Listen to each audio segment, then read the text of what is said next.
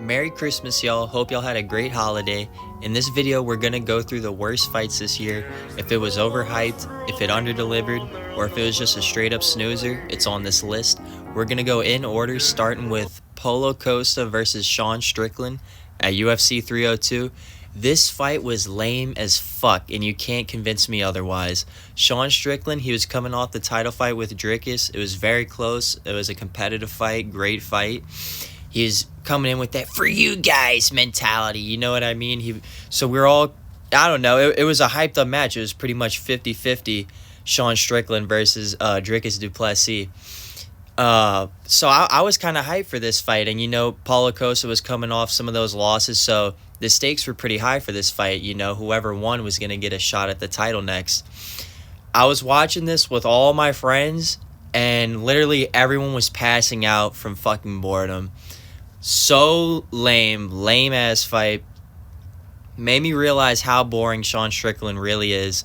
Outside of his one moment in a few fights where he imposes his will, like at the end of this fight when he started to put together some shots against Paulo, or in the beginning of the Izzy fight when he rocked him and went viral for that, Sean isn't like a marauder badass. He's more of a technical fighter. His game is to walk you down and put punches together to either outpoint you or put you away if you start to crumble or show signs of giving up or weakness. When he presses the action and he's mixing in the combos and he starts shit talking, he starts getting angry and getting aggressive, that's when everyone is most entertained with Sean Strickland. And in this fight, he was pressuring, but it was just so boring. There was no urgency. There was no aggression, no display of dominance inside of the ring. You know, usually Sean, he's in there trying to go crazy towards that and really put a stamp on the fight. But to me, watching this, it sort of felt like we were watching a hard sparring match at certain points. I don't know, but this match was really lame as fuck in my opinion. Moving on to the next fight, UFC 304, Manel Kape versus Muhammad Mokaev. What's insane is that Manel Kape had one of the worst performances this year with this fight, and then now he's coming off one of his best performances at the end of the year. The build up to this fight though, Muhammad Mokaev versus Manel Kape, there's a lot of drama, you know, the whole Muslim solidarity situation and Manel Kape getting jumped, and we found out Muhammad Mokaev is basically a shit starter. They almost got in a fight a whole bunch of times before the fight actually happened, in between the pressers and at the weigh-ins, things like that. It get very heated. So we thought, you know, this was going to be a banger. They were going to come out the gate swinging. As soon as the match starts, they're just feigning at range and like trying to land at range, but no one's landing. I think Manel landed a few shots and Mokaev got a few takedowns, but this match was so boring, y'all. Both of these guys ruined their stock, ruined their aura, as everyone says. The fight made a lot of people despise Manel Kape and Muhammad Mokaev, but Manel Kape too. Of course, I know the Izzy fans were definitely ready to start hating on him after that shit. But this fight was so bad, Muhammad Mokaev got cut like right after almost, or a few days later, I remember, and it was really big news in the UFC.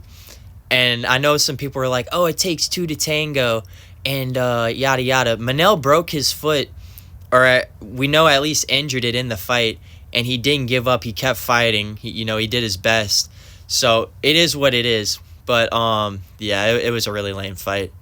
Moving on, these two fights aren't in order, but I just kind of wanted to combine them together just to kind of get them out the way. But Pennington versus Myra Buena Silva at 297. Everybody's sleepy. When you fight, everybody's sleeping. Everybody's sleeping when you fight. Because when you fight, I'm asleep, everybody's sleeping. You Don't spend sleep, so much everybody's time doing sleeping. this, so much time. That's what she kept saying.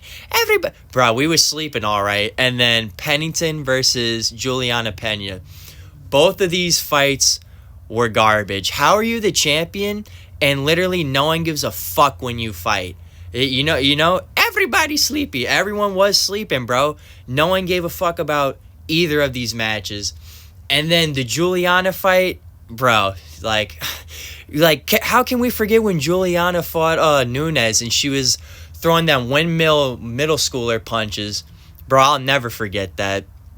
But this fight, both of these fights, garbage in my opinion. I'm not even going to waste my breath on them. Can't believe they're championship level fights, honestly, at a certain point. They're so just boring. I mean, obviously, they're both, skilled to a certain degree and stuff like that, but I don't know. It's just crazy. Pennington's super old, too, so that's just wild that she's champ. But one of my predictions, though, low-key, Jandiroba will be champ, ranked number 2. She's going to become champ at some point. But either way, moving on. Mario Batista versus Jose Aldo at UFC 307. Oh, my God. Here we go, boys. Here's the thing with this fight. Mario was hyping this shit up so hard, talking about how this was going to be a war. It was going to be a bloodbath, yada, yada, yada. Then the fight happens, and Mario is holding him up against the fence. Literally so boring. Ruined Jose Aldo's whole run. Ruined his, career run in this one moment. And I liked Mario Batista before this fight, which is the crazy part. Aldo, I'm not even going to lie, he should have worked his clinch game against the fence, especially after the Merab fight and the Volk fight. But, I don't know, he was making some questionable decisions against the fence, like defensive moves. So I understand the argument of Aldo should be able to separate and get off the cage and things like that. And I know some people, too, they're like, well, Aldo did that against Cheeto, so don't double standard. But Cheeto isn't a Hall of Famer at the end of his career, making his last title run. And Mario Batista is talking about, it's going to be a bloody war, and you're holding them against the fence like a fucking pussy, ruining any of the hype that the fight could have given you, to make a title run in the future. Or not title run, but, make your way to the title. You ruin all your hype with that, holding them against the fence. And then he even admitted, I'm not going to risk it against Jose. Like, why would I do that, yada, yada. That's pussy shit. I don't like that mentality in a fight, especially if you're trying to make your way to the belt.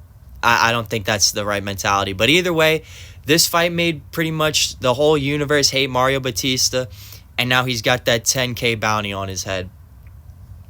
But moving on, let's talk about Rebellis Disdain. I really just said that. I'm going to have to edit that out. Rebellis Disdain versus Austin Lane. Fight night, Michelle Pereira versus Fluffy Hernandez. This fight was so ass. Rebellis got so badly fraud checked that he also got cut from the UFC. Makayev, he didn't get fraud checked, but Rebellis got fraud checked really, really bad. Disdain, he couldn't stop a single takedown. Kept getting taken down. Kept getting outworked once he was on his back on the ground. And once Austin Lane found the takedowns and realized, hey, I could just take this guy down repeatedly and just hold him there and get a little bit of ground and pound off. That was the story of the fight.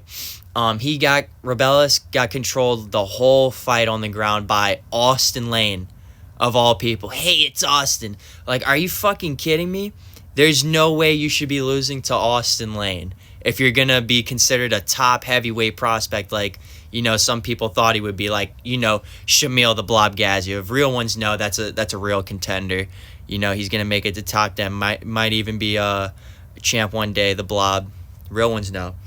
But this was such a bad look. They're really trying to hype up Rebellis so bad, and he looked awful in this fight. Moving on, we're going to talk about Bo Nickel versus Paul Craig at UFC 309. So, Bo Nickel, we kind of thought, or I thought at least, this was going to be a shutout type of performance from Bo. I thought he was going to try to show out. It's his big moment against a higher level competition. And he did okay. Like, he did decent, I guess. But it's not what I thought it was going to be. I was expecting like a Movzar versus Aljo type of matchup where, there's a little bit of striking, some weird moments on the feet, or like, some goofy striking, maybe Bo lands like a wicked shot and hurts Paul Craig, gets a take, something like that, you know what I mean?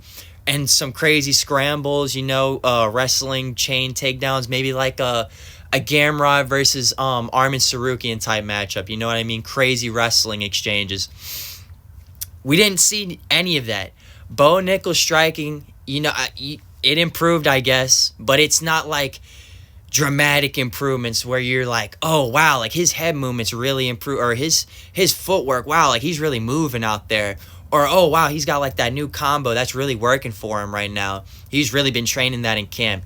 It was more of like, oh, Bo looks more comfortable on the feet, and I mean, he's looked comfortable against like people like Jamie Pickett and stuff like that, but that's low level comp. I mean, Jamie Pickett got cut not too long after that fight against Bo, I want to say.